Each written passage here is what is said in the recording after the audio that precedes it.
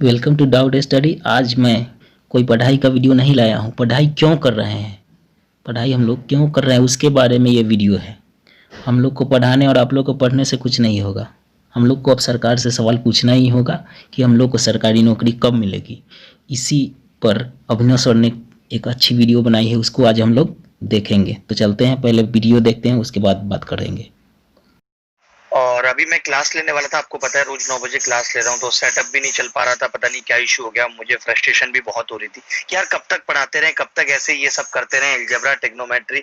सरकार ने तो मजाक बना के रख दिया है, कुछ हो पा नहीं रहा है, रिजल्ट आ नहीं रहा है। जो बच्चा प्री देता है उसका मेंस का नहीं आता, जो मेंस देता है उसका टीयर 3 नहीं होता, जिसका टीयर 3 हो जाता है उसकी ज्वाइनिंग नहीं आती। सालों साल एक बच्चा अगर एसएससी की तैयारी करना चाहे तो उसको 3 साल मिनिमम एक अटेम्प्ट में लगते हैं, और अगर एक अटेम्प्ट उसने मिस कर दिया तो समझ लीजिए और अगले अटेम्प्ट के लिए 3 साल चाहिए।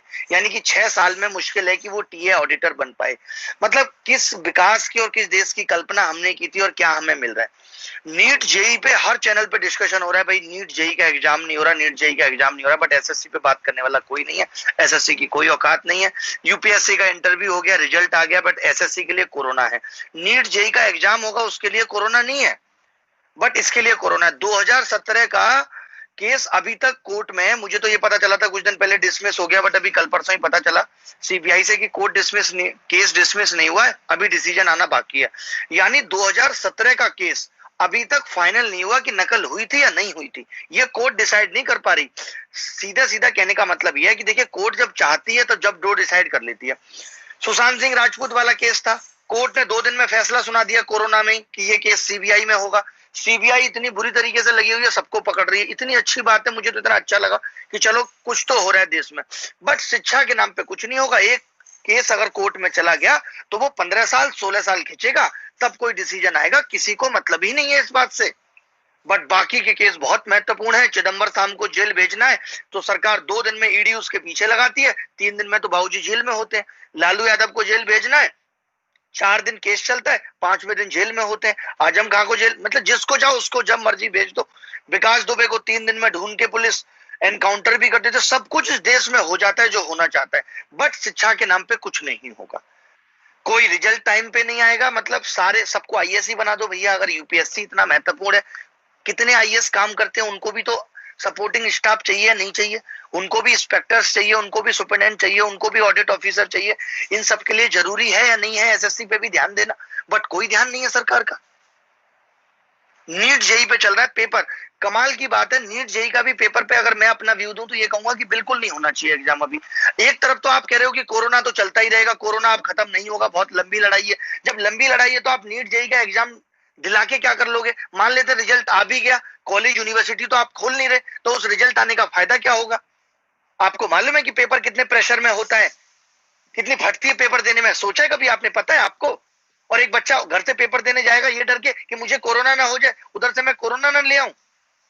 बिना मतलब की चीजें देश में चल रही हैं। मीडिया तो इतनी बदतर हो गई है, हर आदमी टीआरपी के लिए परेशान है। मीडिया तो छोड़ दो, हम लोग मीडिया को गाली देते हैं, आप बाबाओं को देख लो। आजकल के बाबा पूरे दिन अपने भाषण में बस अपना बेटा, आजकल के बेटे ऐसे हो गए हैं, आजकल की बहुएं ऐसी हो गई हैं, बस यही सब कहानी बकते हैं और एंटरटेनमेंट कर रहे हैं सारे बाबा। आप किसी बाबा का भाषण सुनिए, उनको भी टीआरपी चाहिए। उनको पता है कि हमारा भाषण सुनने वाले तो बूढ़े माँ बाप है, उनके मन की जैसी बातें नहीं बोलेंगे तो कैसे वो हमारा चैनल देखेंगे?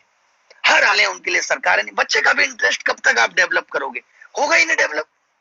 भाई अब हम पढ़ाते रहे या कोई और टीचर पढ़ाता रहे, पढ़ाने के फायदे क्या है? बच्चा अपना 1500 लगा के कोर्स भी खरीद रहा है, 2000 लगा के माँ बाप से पैसे भी ले रहा है, लेकिन होगा क्या? कुछ भी नहीं होना उसका। क्या करें फिर? रोड पे बैठ जाए सब।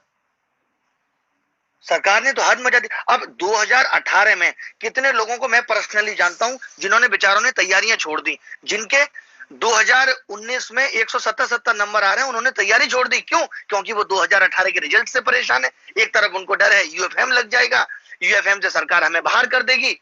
एसएससी को क्या है, नोटिस डाल दिया, साहब आपका घर तो बढ़िया चल रहा है, आप तो सीधे नोटिस लिख देते हो। यहाँ बच्चे के लिए एक एक दिन काटना भारी पड़ रहा है कि कब मेरी ज्वाइनिंग आए, कब रिजल्ट आए, मैं भी अपना जीवन संवारूं। सारी जवानी इसमें निकली जा रही है एसएससी में। बताओ भैया, कुछ करो, ट्विटर कैंपेन चलाओ, आंदोलन करो, भूख हड़ताल करो, हम तो आपके साथ हैं, सबसे आगे बैठे मिलेंगे।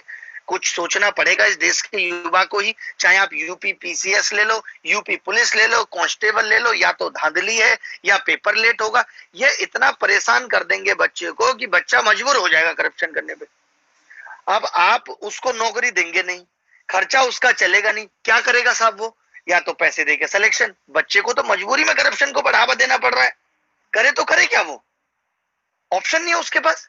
अब आपने कह दिया हर चीज ला के बस मन बहला देना है, सीईटी लाएंगे सीईटी लाएंगे। अरे लाते हो तो कर दो अगले दिन से लागू। वैसे तो तुम अंबानी के इतने बड़े फैन बनते हो, अंबानी से ये भी तो सीखो कि वो जियो की प्लानिंग 2010 से कर रहा था और एक दिन आया सीधे उसने जियो लॉन्च कर दिया। तुम्हारा क्या होगा? प्लानिंग शुरू नहीं होगी उससे पहले बक देना सीईटी ला रहे हैं सीईटी ला रहे हैं। अरे सीईटी लाते तुम पूरा सेटअप बिठा लेते, फिर उस दिन आके कहते कि अब कल से सीईटी लागू होगा, अब कोई एग्जाम नहीं होगा। लागू तुम्हें कुछ करना नहीं है, बड़ी बड़ी बातें कर देनी है, सीईटी लाएंगे, न्यू एजुकेशन पॉलिसी लाएंगे, 20,000 करोड़ देंगे। लागू कब करोगे भैया? कुछ तो सीखो अंबानी से। जितने भी बड़े बिजनेसमैन देश में क्या करते हैं वो, आपको पता चलता है एप्पल लॉन्च होने वाला है, ये तो अगर एप्पल कंपनी के मालिक इनको बना दिया जाए तो तीन साल पहले हल्ला काट देंगे, आईपैड ला रहे हैं आईपैड ला रहे हैं। दुनिया लॉन्चिंग पे बताती है, ये प्लानिंग बस मन में आई बात कह दी सीधे सीधे। मन की बात करेंगे ना साहब, साहब को तो मन की बात करने की आदत है, मन में कुलबुल हुई तुरंत से बात कह दी साहब ने। उसके ऊपर क्या प्लानिंग है नहीं है, प्लानिंग कैसे बनेगी, कैसे उसको लागू करेंगे, इस पे कोई मतलब नहीं है। कैसे टीयर 1 होगा, कैसे टीयर 2 होगा, कैसे रिजल्ट निकालेंगे, क्या प्लानिंग है, कौन एग्जाम लेगा। हमारे पास उतने अच्छे सेंटर्स हैं नहीं है, बट बस प्लानिंग बनाई डाल दिया, बच्चे सेटिस्फाई, चलो अब सीईटी आएगा। अब बच्चा बैठा 1 साल तक सीईटी का इंतजार करेगा और 1 साल उम्र निकल गई। बताओ, यही सब चल रहा है। हम तो तंग आ गए यार, क्या करें, पढ़ाए ना पढ़ाए, क्या पढ़ाए, मन ही नहीं लगता पढ़ाने में, पढ़ा के करें क्या बताइए? पढ़ा के फायदा क्या? आपको पढ़ाते रहे बच्चा पढ़ रहा है बेचारा, कब तक पढ़े? टीचर भी पढ़ा रहा है, सारे टीचर इतनी मेहनत कर रहे हैं, उनको भी क्या मिल रहा है? कुछ भी नहीं, वो भी बेरोजगार है। टीचर भी कोई बहुत बड़ी चीज थोड़ी है भाई। 2-4 टीचर 5 टीचर ने सफलता पा ली, उनका जीवन अच्छा चल गया, सब टीचर को भी दिक्कत है बेचारे को। और टीचर बने क्यों इतने? इसीलिए बने, एसएससी में सिलेक्शन नहीं हो रहा था, चलो साहब टीचर बन जाते हैं, करें तो करें क्या? ऑप्शन नहीं है कुछ, आदमी क्या करे बताइए? आज आप देखो लॉकडाउन में लोगों से पूछो, घर का खर्च चलाना मुश्किल हो रहा है, लोगों की दाल रोटी का इंतजाम नहीं हो पा रहा, ये स्थिति है। चाहे वो प्राइवेट टीचर्स के आप वीडियो देख लो, कितने सारे वीडियो आते हैं, प्राइवेट टीचर्स का तो डर बुरा हाल है, क्योंकि उनको तो अब स्कूल ने सैलरी तक देना बंद कर दिया। एजुकेशन ही एक ऐसी चीज है जो किसी देश को, किसी घर को, उसका स्टेटस बदल सकती है, उसका स्टैंडर्ड सुधार सकती है।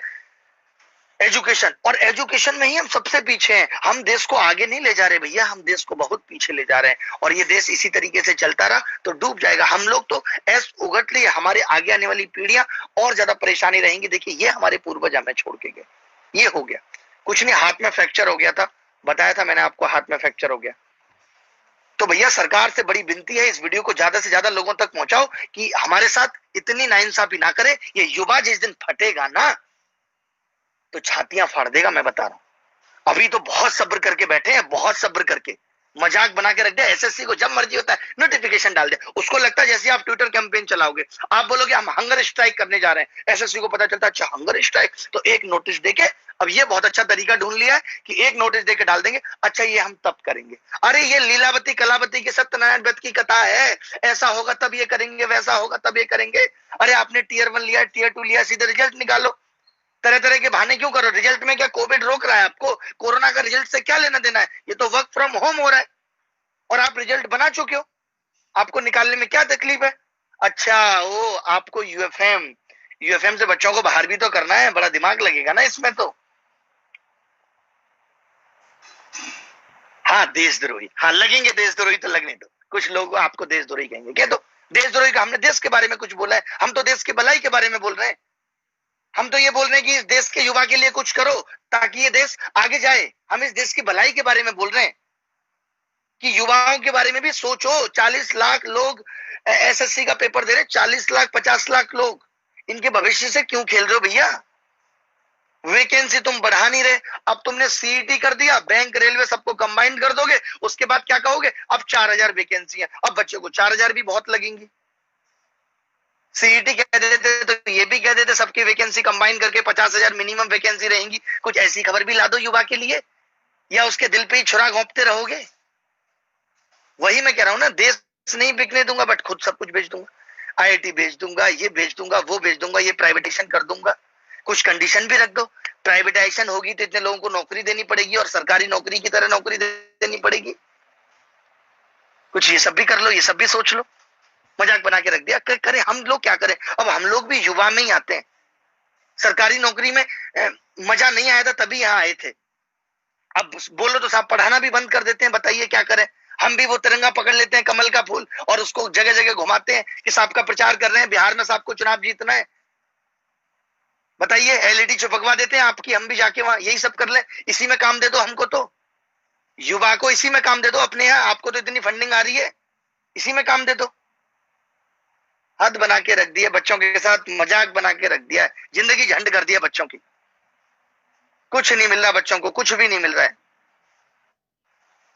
अरे हम कोई विरोधी नहीं है, हम इस बात के विरोधी हैं कि एजुकेशन पे भी भैया सोचो। कभी मन की बात में युवाओं के लिए भी दो चार बातें कहो कि मैं ये करूंगा, मुझे अपने देश के युवाओं की चिंता है। मैंने सोचा है कि मैं आगे आने वाले साल में 10 लाख युवाओं को नौकरी दूंगा। मैं ये चीज नहीं बेच रहा, मैं ये सोच रहा हूं कि मैं 10 लाख युवाओं को लाके इस चीज में जो लॉस हो रहा है उसकी भरपाई करूंगा। मैं आलतू फालतू पैसा खर्च नहीं करके इसको देश के विकास में लगाऊंगा। सही में ये सब मैं करूंगा। ये सब बोलो तो सही, अगर नकल हुई है, कुछ हुई है, तो मैं सीबीआई से जांच करवा के with in 30 days, with in 40 days इस पे निष्कर्ष निकलवा के लोगों को कड़ी से कड़ी सजा दिलवाऊंगा। कोई धांधलेबाजी नहीं होगी। कोई एक आध ऐसा वादा तक करो साहब। परेशान कर दिया आपने बच्चों को, लोग मर रहे हैं। आप देखो कितने टीचर सुसाइड कर रहे हैं, कितने बच्चे सुसाइड कर रहे हैं। कभी ये सब भी खबरों पे बात करो। कभी पुलिस भर्ती आती है तो उसमें ये हो गया, ये भर्ती आई उसमें ये हो गया। कभी इन सब पे भी बात करो। आपके भाषण में चुनावों की बात हो जाती है, अब बिहार में चुनाव है, यहाँ चुनाव है, कभी इन सब पे भी तो बात करो।